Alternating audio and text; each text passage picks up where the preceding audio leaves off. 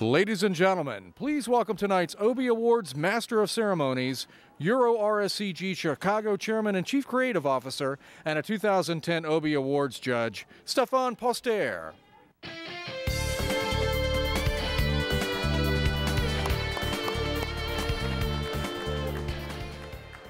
Hey everybody, can you hear me in the back? Yeah, good.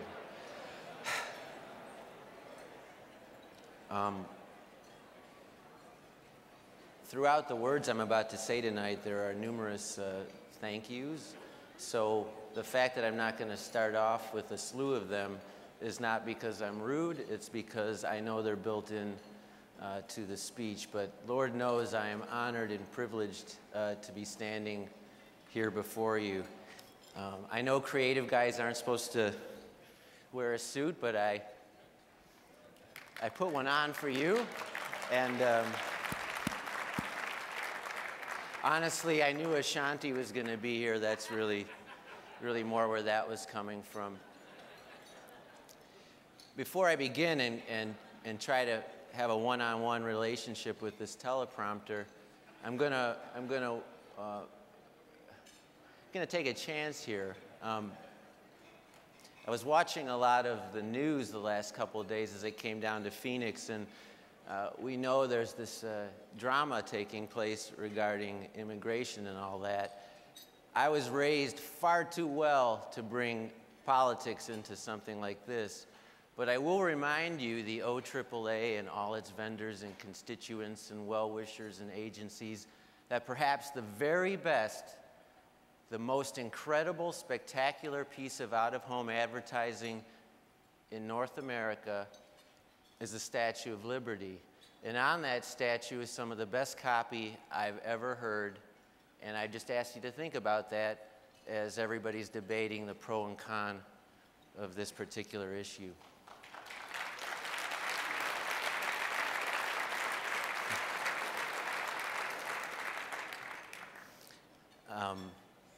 God, I've never done anything like that before. I sort of feel like it's like a president or something. All right, here we go. Since creating the Curiously Strong Mints campaign for Altoids over 15 years ago, I've appreciated the out-of-home medium and all it can do for a brand, not to mention my career. I like to say Altoids is sending my kids to private school, and I wouldn't be lying. It was a big deal, and I know now as I get on in this career and in this life that this was a lightning strike, a once-in-a-lifetime phenomenon. And as you'll see throughout the evening and proved out by Hall of Fame honors here 2 years ago, Altoids and out-of-home are inextricably linked. One couldn't have gone where it got without the other. We took this tiny, virtually unknown confection and turned it into the #1 selling mint in North America, all without making one single TV commercial.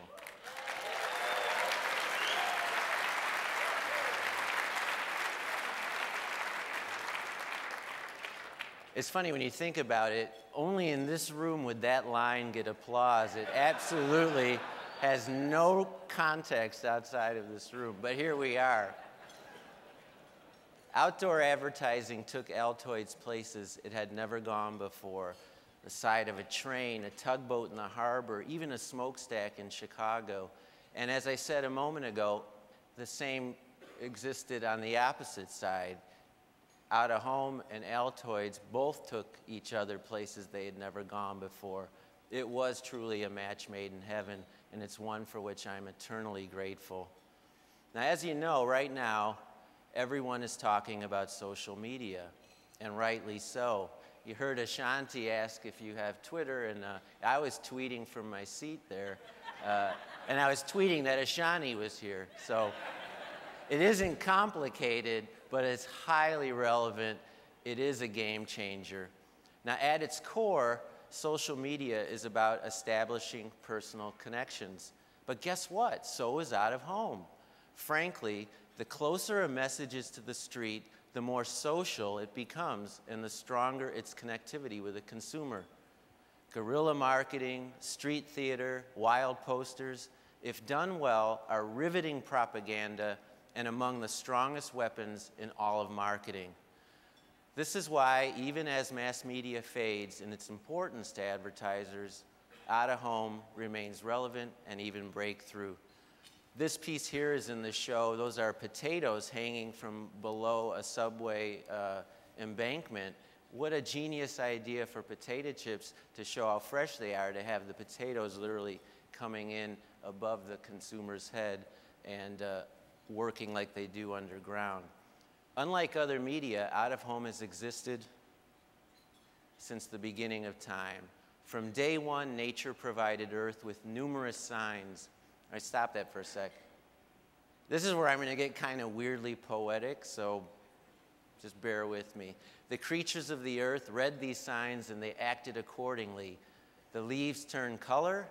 That meant it was time to build a nest, accumulate stores, even mate. I'm not kidding when I say that out-of-home is absolutely the oldest form of advertising. It's as old as civilization itself. The sun itself was a moving billboard. It motivated animal migration, feeding habits, and other rituals, and it was no different for man. Signs governed his every move, heralding good tidings and bad. With man's growing inquisitiveness, signs took on greater and greater meaning, shaping his belief systems and laws. He needed only to look up and the messages were there. As soon as man began making his own signs, I'd argue creativity was born. Though primitive, man's need to create signs was intuitive. It still is.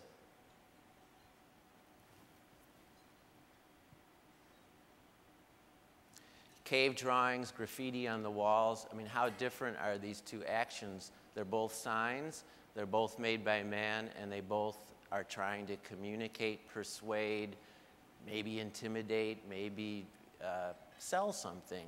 It's all part of our ingrained and wired behavior to make signs and to communicate in this fashion. No other media can say that. We want others to know who we are, what we want, who we know. We want others to believe what we believe, so we make signs. We want others to do things our way or else. All these things are propaganda and signage.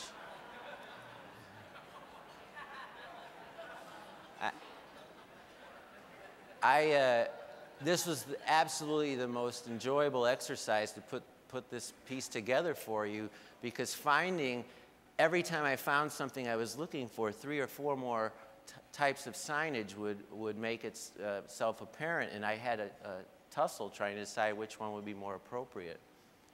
For centuries, out-of-home advertising has provided humankind a means to achieve its agenda, mostly for good, sometimes not so much. Now let's have a little bit more history. In 1958, Lady Bird Johnson tried to ban outdoor advertising in the United States. Boo. This was called the Highway Beautification Act, and her aim was to eliminate out-of-home advertising altogether. Now, despite her good intentions, the law failed. Your forefathers were entirely too good at lobbying, and she was thwarted. But frankly, Lady Bird couldn't stop signs from going up any more than we can stop making them. Creating signs for us is ritual. It's ingrained in our humanity. It is who we are.